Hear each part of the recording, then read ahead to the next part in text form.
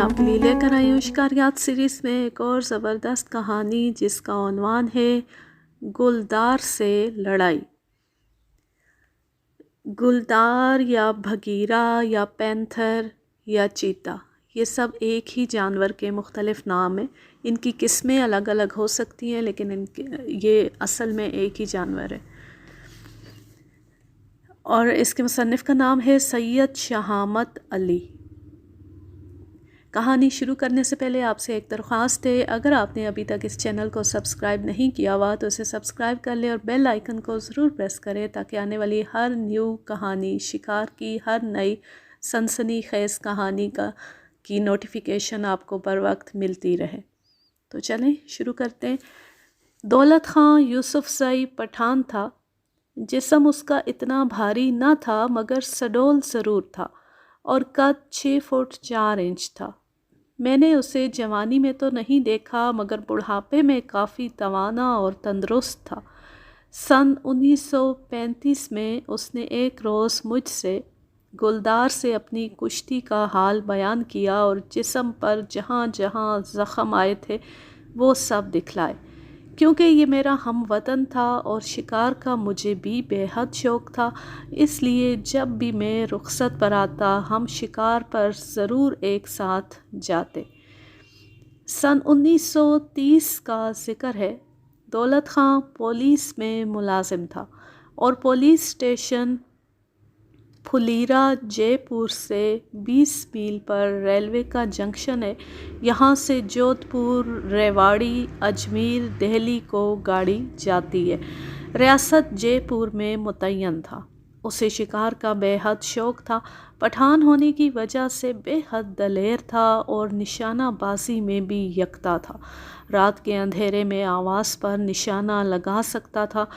ان دنوں ریاست جے پور میں شیر کے شکار کی سخت ممانعت تھی۔ اگر کوئی شیر آدم خور بن جاتا تو بھی اس کو مارنے کا حکم نہ تھا، البتہ ایسے شیر کو زندہ گرفتار کر کے چڑیا گھر کی زینت بنا دیا جاتا تھا۔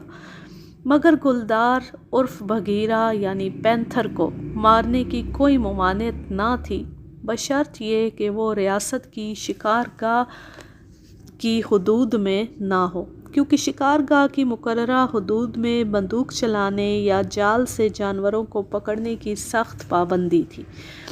پھلیرا کی حدود میں پہاڑیاں ہیں، ان میں کہیں سے شامت کا مارا ایک گلدار آ گیا۔ وہ گرد و نواح کے دیہات میں بکریوں اور بھیڑوں کو جنگل میں چرتے ہوئے پکڑ لیتا یا رات کو گاؤں کے باڑے میں داخل ہو کر انہیں ہڑپ کر جاتا۔ بعض دفعہ عین موقع پر اگر کوئی اپنی بھیڑ بکری کو چھڑانے کی کوشش کرتا تو وہ اس پر بھی حملہ کر کے اسے زخمی کر دیتا۔ خوف و ہراس ہر طرف پھیل گیا۔ آخر کار دیہات والوں نے پولیس اسٹیشن پھلیرا پہنچ کر سب انسپکٹر سے درخواست کی کہ ہمیں اس عذاب سے نجات دلائیں۔ جو شخص اس گلدار کو ہلاک کرے گا ہم اسے مبلغ 50 روپے انعام دیں گے۔ سب انسپکٹر کی نظر انتخاب دولت خان پر پڑی۔ اس کا شمار مشہور تجربے کار شکاریوں میں ہوتا تھا۔ سب انسپکٹر نے اس سے کہا، آپ ان غریب دیہاتیوں کو اس مصیبت سے نجات دلائیں۔ گاؤں والوں کے انعام کے علاوہ میں سفارش کروں گا کہ ریاست کی طرف سے بھی آپ کو انعام کے علاوہ کارکردگی کا سرٹیفکیٹ بھی دیا جائے۔ دولت خان کے پاس فرانس کی بنی ہوئی مزل لوڈنگ ایک نالی والی بندوق تھی۔ یہ بندوق 200 گز تک اچھی طرح مار کرتی تھی۔ دولت خان کو اس پر بڑا ناز تھا اور وہ کہا کرتا تھا کہ اس کا نشانہ کبھی خطا نہیں گیا۔ وہ اپنا ضروری سامان لے کر دیہاتیوں کے ساتھ روانہ ہو گیا۔ گاؤں میں پہنچ کر گلدار کی بابت معلومات حاصل کی، مگر کسی کو معلوم نہ تھا کہ وہ خونخوار درندہ کس جگہ رہتا ہے۔ دولت خان گاؤں میں سب سے 2 مضبوط آدمیوں کو ساتھ لے کر پہاڑی اور ارد گرد کے برساتی نالوں کو دیکھنے اور گلدار کا پتہ لگانے روانہ ہو گیا۔ دولت خان کا کہنا تھا کہ مچان اور بکرا وغیرہ باندھ کر شیر یا بھگیرے کا شکار کرنا بزدلوں کا کام ہے۔ مزہ تو جب ہے کہ اسے للکار کر گولی چلائی جائے اور شکار کیا جائے۔ دولت خان اور اس کے ساتھیوں نے پہاڑی کے اطراف میں خشک نالوں اور پہاڑی کے چاروں طرف گلدار کے پنجوں کے نشانوں کے ذریعے سوراخ لگانے کی کوشش کی، مگر انہیں کامیابی نہ ہوئی۔ نالوں اور ریتلی پگڈنڈیوں پر گلدار کے پنجوں کے نشانات تو ملتے تھے، مگر پہاڑی کے اطراف میں کنکریلی زمین اور پتھروں کی وجہ سے نشانات کا ملنا مشکل تھا۔ پھر دولت خان نے اپنے ساتھیوں سے دریافت کیا کہ گلدار نے کل کسی بکری یا بھیڑ کو مارا ہے؟ انہوں نے اثبات میں جواب دیا۔ تب دولت خان نے، جو بگھیرے کی عادات سے واقف تھے، سوچا کہ یہ درندہ بچے ہوئے شکار کو دوسرے جانوروں کی زد سے بچانے کے لیے کسی اونچے درخت پر رکھ کر پتوں سے چھپا دیتا ہے۔ اس لیے دولت خان پہاڑی کے قریب چاروں طرف ایسے اونچے درخت کی تلاش کرنے لگا جن پر گلدار کا بچا ہوا شکار رکھا ہو۔ یکایک پہاڑی کے دامن میں ایک اونچے درخت پر بکری کی کھال کا کچھ حصہ لٹکا ہوا نظر آیا۔ اس نے بندوق تان لی اور اپنے آدمیوں کو ساتھ لے کر اس درخت تک پہنچنے کے لیے پہاڑی پر چڑھنا شروع کیا۔ اس کا خیال تھا کہ درخت کے آس پاس خودرو جھاڑیوں اور ڈنڈا تھوہر کے جو بڑے بڑے جھنڈ ہیں، شاید گلدار ان میں چھپا ہو، مگر وہاں پہنچ کر اسے کچھ نہ ملا۔ البتہ گلدار کے کل کے شکار کا کچھ حصہ درخت پر موجود تھا۔ جس درخت پر گلدار نے اپنا بچا ہوا شکار رکھا تھا، اس سے 300-400 فٹ اوپر ایک چٹان تھی جس کا کچھ حصہ آگے کو نکلا ہوا تھا، جس طرح کسی مکان کی بیلکونی ہو، اور اس چٹان کے نچلے حصے میں ایک غار نما خالی جگہ تھی۔ غار کے بالکل سامنے ایک چبوترا نما چٹان تھی۔ دولت خان نے اپنے ساتھیوں سے کہا کہ اوپر چل کر اس چٹان اور اس کے نیچے بنے ہوئے غار کا جائزہ لیں، کیونکہ بگھیرا اور لکڑ بھگڑ وغیرہ ایسے ہی غاروں کو دن میں اپنا مسکن بناتے ہیں، ممکن ہے کہ گلدار اس میں رہتا ہو۔ جب ان دونوں نے یہ سنا تو دولت خان کے ساتھ جانے سے قطعی انکار کر دیا اور کہنے لگے کہ اگر تم جانا چاہو تو جا سکتے ہو، ہم ہرگز نہیں جائیں گے۔ دولت خان کہنے لگا، اچھا تم یہیں رہو، میں اوپر جاتا ہوں۔ اگر تم میری بندوق کے فائر کی آواز سنو تو فوراً میرے پاس پہنچ جانا۔ ان کو یہ ضروری ہدایتیں دے کر دولت خان اس غار کو دیکھنے روانہ ہو گیا۔ اوپر جا کر دولت خان نے دیکھا کہ غار نما چٹان تک پہنچنا آسان کام نہیں، پھر بھی وہ ہوشیاری سے گھنی جھاڑیوں اور تھوہر کے جھنڈوں اور خاردار خودرو پودوں میں سے ہوتا ہوا اس غار سے 100 فٹ ادھر پہنچنے میں کامیاب ہو گیا۔ پھر وہ آہستہ آہستہ ادھر ادھر چکر کاٹ کر غار کے پاس کوئی ایسی جگہ تلاش کرنے لگا جہاں سے غار کی نگرانی کی جا سکے۔ ایک جگہ جھاڑیوں اور تھوہر کے جھنڈ کے نزدیک چند پتھر تھے، وہاں سے غار کی نگرانی کی جا سکتی تھی، مگر بگھیرے کو نشانہ بنانے کے لیے موزوں نہ تھی۔ دولت خان وہاں چھپ کر کھڑا ہو گیا۔ عصر کا وقت تھا اور سورج کی تپش میں کمی آ گئی تھی اور بڑے بڑے درختوں کے سائے پھیلنے شروع ہو گئے تھے۔ ہوا میں خنکی پیدا ہو گئی تھی۔ دولت خان نے اپنے کھڑے ہونے کے لیے جو جگہ تجویز کی تھی وہ ہوا کا رخ بچا کر کی تھی، کیونکہ عموماً جنگلی جانور ہوا کے ذریعے انسان کی بو پا کر اپنا بچاؤ کر لیتے ہیں یا دلیر درندے حملہ کر بیٹھتے ہیں۔ دولت خان کو آدھا گھنٹہ انتظار کرنا پڑا۔ آہستہ آہستہ اندھیرا پھیلنے لگا۔ یکایک اس نے دیکھا کہ بگھیرا غار میں سے نکلا اور اس چبوترے نما چٹان پر، جو کہ غار کے بالکل سامنے تھی، آ کر کھڑا ہو گیا۔ اس نے منہ کھول کر جمائی لی اور سستی دور کرنے کے لیے انگڑائی لی۔ دولت خان کو یہ امید نہ تھی کہ بگھیرا اتنی جلدی غار سے باہر نکل آئے گا۔ وہ بندوق چلانے اور تھام کے نشانہ لگانے کے متعلق سوچ ہی رہا تھا کہ اچانک گلدار ہررا کر چٹان کے سامنے والی جھاڑیوں پر سے یکدم کود گیا۔ دولت خان کو گلدار کے اس طرح بچ کر نکل جانے کا بے حد افسوس ہوا۔ अचानक उसने देखा कि उसके दोनों साथी जिनको वो नीचे छोड़ कर आया था ऊपर आ रहे हैं और उनके चलने से पथरीली ज़मीन पर उनके पाँवों की आहट साफ सुनाई दे रही है। उसने फ़ौरन उन्हें ख़बरदार कर दिया कि गुलदार अभी अभी ग़ार से निकलकर सामने वाली झाड़ियों में कूद कर गायब हो गया है। जब वो नज़दीक आए तो दौलत खां कहने लगा, जब मैंने तुम्हें साथ आने को कहा तो तुम ना आए, अब तुम क्या लेने आए हो? मैं गुलदार को निशाना बनाने वाला था कि तुमने आकर उसको भगा दिया। अगर अगर तुम यूं शोर मचाते हुए ना आते तो मैं उसको गोली मारने में कामयाब हो जाता। तुम लोगों की बेवकूफ़ी ने मेरा सारा काम बर्बाद कर दिया।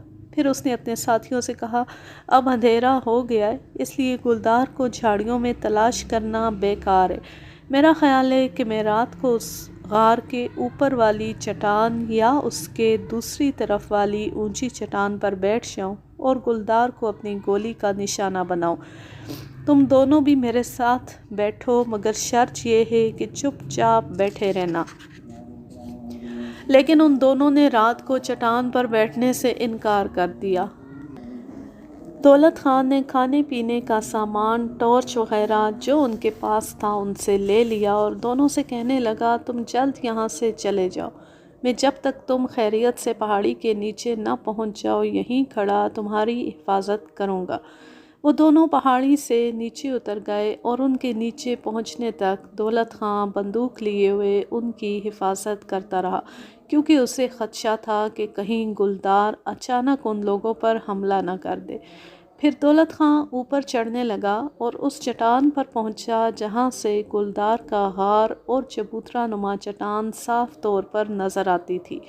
रात चांदनी थी और दौलत खां को यकीन था कि रात के अगले या पिछले हिस्से में गुलदार ज़रूर गार में वापस आएगा, तो मैं उसे आसानी से गोली का निशाना बना लूँगा। दौलत खां को ये यकीन था कि गुलदार आधी रात से कबल गार में जाने के लिए यहीं आएगा या शायद सुबह के वक्त आए। चूँकि दरिंदों की अमूमन ये ख़ासियत होती है कि वो रात भर घूमते और शिकार करते और सुबह के वक्त अपने अपने भट्टों में वापस आ जाते, इसलिए वो रात का खाना खाकर ज़रा आराम करने के लिए लेट गया और 12 बजे तक सोता रहा। आधी रात के बाद वो बंदूक और टॉर्च लेकर गुलदार के इंतज़ार में बैठ गया। तरह तरह के जंगली जानवरों के बोलने की आवाज़ें आ रही थीं। एक गीदड़ की आवाज़ ने उसे चौंका दिया, क्योंकि गीदड़ अक्सर शेर या गुलदार के आगे आगे बतौर नकीब शोर मचाता चलता है और दूसरे जंगली जानवरों को आने वाले ख़तरे से आगाह कर देता है। सुबह सादिक के वक्त गुलदार गार के सामने वाली चट्टान पर नमूदार हुआ और कुत्ते की तरह पिछली दोनों टांगों पर बैठ गया और अपनी दुम को ज़ोर ज़ोर से ज़मीन पर मारने लगा। दौलत खां ने सोचा कि मौके से फ़ायदा उठाना चाहिए। उसने निशाना बांधकर बंदूक की लिबलिबी दबा दी। फायर की गूंज के साथ भगीरा भी दहाड़ने लगा और हवा में उछला और चट्टान पर गिर गया। दौलत खां को यकीन था कि भगीरे यानी गुलदार का काम तमाम हो गया है। जब दौलत खां अपनी बंदूक दोबारा भर रहा था तो उसने देखा कि गुलदार उछलकर चट्टान के नीचे गिरा और घनी झाड़ियों में गायब हो गया। दौलत खां बंदूक भरने के बाद चट्टान से नीचे उतरा और उस चट्टान पर पहुंचकर देखा कि वहां खून के धब्बे और जिस तरफ गुलदार गिरा था खून के निशानात उसी तरफ जा रहे हैं। चट्टान के नीचे भी पत्थरों पर खून के धब्बे मौजूद थे। अब दिन निकल आया था, मगर गुंजान झाड़ियों की वजह से गुलदार का पता नहीं लग रहा था। नागहां दौलत खां की निगाह पहाड़ी के दामन पर पड़ी तो उसने देखा कि भगीरा यानी गुलदार पहाड़ी के नीचे घनी झाड़ियों में से निकलकर पहाड़ी से मुल्हिका बाजरे की खड़ी फसल में बाईं टांग को घसीटता हुआ जा रहा है। दौलत खां ने गांव की तरफ नज़र की तो एक आदमी गांव से पहाड़ी की तरफ आता हुआ दिखाई दिया। बंदूक की आवाज़ सुनकर दौलत खां के साथियों में से एक साथी गांव से निकल आया था। उसके हाथ में सिर्फ लाठी थी। जब वो पहाड़ी के नज़दीक पहुंचा तो दौलत खां ने उसको सीटी बजाकर अपनी तरफ मतवज्जो किया और पहाड़ी से नीचे खुले मैदान में खड़े होने का इशारा किया। وہ وہاں پہنچ کر رک گیا اور دولت خان نیچے پہنچ کر اپنے ساتھی کے ساتھ اس جگہ پہنچا جہاں گلدار کھیت میں داخل ہوا تھا۔ وہاں تازہ خون اور گلدار کی ٹانگ کے گھسٹنے کا نشان موجود تھا۔ دولت خان نے کہا، گلدار زخمی ہو گیا ہے اور باجرے کی فصل میں گھس گیا ہے۔ دیکھو یہ اس کا خون ہے اور اس کی بائیں ٹانگ ٹوٹ گئی ہے۔ اب ذرا ہوشیاری اور عقل سے کام لینا چاہیے کیونکہ زخمی گلدار ہم پر فوراً حملہ کر سکتا ہے، اس لیے تم کھیت کے جنوب میں رہو اور میں شمال کی طرف جاتا ہوں۔ باجرے کی کھڑی فصل میں پتھر پھینکتے ہوئے چلو اور منہ سے ہلکا سا شور بھی کرتے چلو۔ اس طرح ہم اس کو مشرق میں باجرے کی فصل کٹنے سے جو خالی میدان بن گیا ہے وہاں لانے میں کامیاب ہو جائیں گے۔ اگر وہ اس طرف باہر نہ نکلا تو پھر بکریوں کا گلہ لا کر اس کو کھیت میں سے گزاریں گے، تب بھگیرا یعنی گلدار ضرور باہر نکل آئے گا اور میں اسے گولی کا نشانہ بنا لوں گا۔ دونوں اس تجویز کے مطابق باجرے کی فصل میں پتھر پھینکتے ہوئے اور منہ سے آوازیں نکالتے ہوئے آگے بڑھنے لگے۔ باجرے کا کھیت ختم ہو گیا، آگے باجرے کا ایک بڑا ڈھیر لگا ہوا تھا۔ دولت خان ڈھیر کے بالکل قریب پہنچ گیا۔ اس ڈھیر میں زخمی گلدار چھپا ہوا تھا۔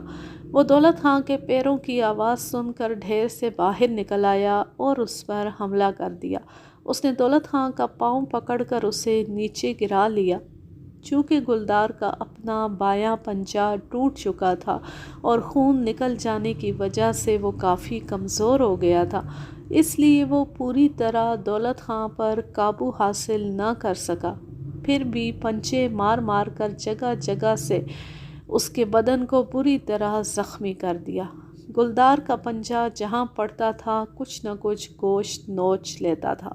بڑی دیر تک دولت خان اور گلدار کی کشتی ہوتی رہی۔ ایک دفعہ گلدار نے دولت خان کے سر پر منہ مارا، مگر سر پر صافہ ہونے کی وجہ سے گلدار کے منہ میں صرف صافہ آ گیا، سر بچ گیا۔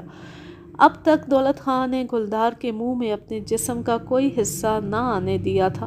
دولت خان طاقتور تھا، اس لیے زور لگا کر گلدار کی گرفت سے نکل گیا اور کھڑا ہو گیا۔ گلدار نے بھی ایک ٹانگ پر کھڑے ہو کر دولت خان پر حملہ کر دیا، مگر اس نے اپنے ساتھی سے چلا کر کہا، بے وقوف! گلدار نے بھی ایک ٹانگ پر کھڑے ہو کر دولت خان پر حملہ کر دیا، مگر اس دفعہ دولت خان اس کے اگلے پنجے اپنے دونوں ہاتھوں سے پکڑنے میں کامیاب ہو گیا۔ تب اس نے اپنے ساتھی سے چلا کر کہا، بے وقوف! کھڑا تماشا دیکھتا ہے؟ ادھر آ کر یا تو میرا چاقو میری جیب میں سے نکال کر کھول اور مجھے دے دے تاکہ اس کا کام تمام کروں، یا لاٹھی مار مار کر اس کا کام تمام کر دے۔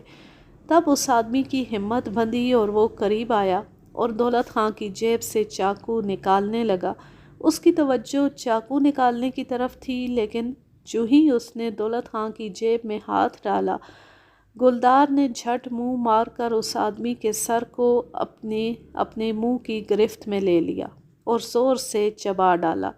مجبوراً دولت خان کو اپنے ساتھی کی جان بچانے کے لیے گلدار کے اگلے پاؤں چھوڑنے پڑے۔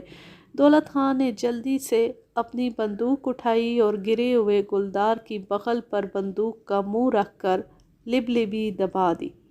گلدار بالکل ٹھنڈا ہو گیا اور دولت خان بھی جسم سے کافی خون نکل جانے کی وجہ سے بے ہوش ہو کر گر پڑا۔ بندوق کی آواز سن کر گاؤں سے چند آدمی اس طرف دوڑے جہاں دولت خان اور اس کا ساتھی اور گلدار زمین پر پڑے تھے۔ جب وہ نزدیک پہنچے تو انہوں نے دیکھا کہ دولت خان بے ہوش ہے اور اس کا ساتھی مر چکا ہے۔ دو آدمی گاؤں کی طرف دوڑے، دو چارپائیاں لا کر دولت خان اور دوسرے آدمی کو ان پر ڈالا۔ گلدار کو بھی 3-4 آدمیوں نے مل کر اٹھایا اور گاؤں میں لے آئے۔ دولت خان بے ہوش تھا۔